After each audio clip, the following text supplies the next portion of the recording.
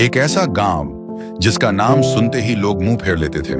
नाम था भीखूपुर गांव, जहां सपने पैदा होने से पहले ही भूख से मर जाते थे। वहां के लोग दिन भर खेतों में खून पसीना बहाते, पर शाम को रोटी तक नसीब नहीं होती।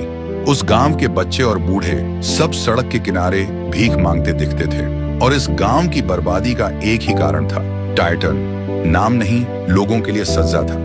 उसका रूल सिंपल था, जिसके पास पैसा हो छीन लो, और जिसके पास ना हो उसको डरा धमका के गुलाम बना लो। गांव में किसी में हिम्मत नहीं थी उसके खिलाफ बोलने की। जिसने भी आवाज उठाई, अगले दिन या तो लापता या जमीन के नीचे। लेकिन एक दिन उस गांव में आया एक शहंशाह। नाम था रायस्टार। रायस्टार अपनी छोटी बहन के साथ गांव में आया था, पर उसका असली मकसद कुछ और था, भीखू गांव को गरीबी से आजादी दिलाना।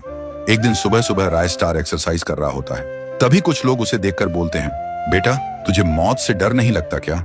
रायस्टार मुस्कुराकर कहता है, डरता वो है जिसका दिल छोटा हो। मैं तो वहां वार करता हूं जहां सांस लेना भी मुश्किल हो जाए। फिर एक दिन टाइटन अपनी गर्लफ्रेंड से मिलने जा रहा होता है, लैम्बोर्गिनी में स्वैग उड़ाते हुए।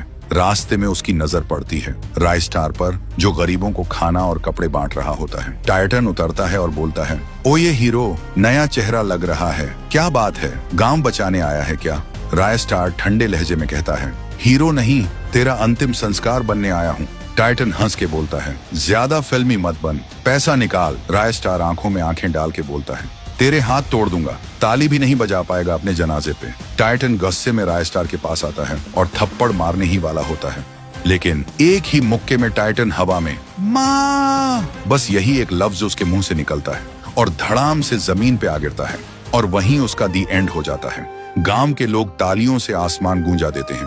हर जुबान पर एक ही नाम था, रायस्टार जिंदाबाद। अब कोई हमें डरा नहीं सकता। और उस दिन के बाद भीखूपुर का नाम बदल गया और बन गया रायपुर।